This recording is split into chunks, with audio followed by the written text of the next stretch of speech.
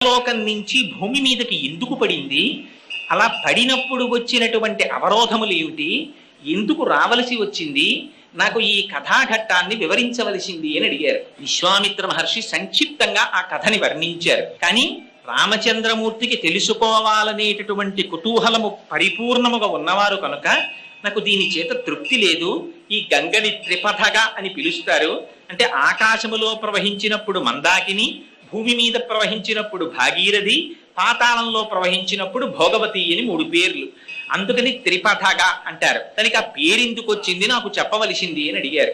అడిగితే విశ్వామిత్ర మహర్షి దాన్ని పూర్వోత్తర భాగముల కింద 2 కింద చెప్పారు. ఎంత చిత్రం అంటే అసలు ఇది చెప్పవలసినటువంటి సమయం ఆసన్నమైనప్పుడు విశ్వామిత్ర మహర్షి నోటి వెంట అనుకోకుండా పక్క సర్గంలో 2 పరమాద్భుతమైనటువంటి విషయములు ప్రస్తావన చెయ్యబడ్డాయి. ఒకటి ఖండోత్పత్తి.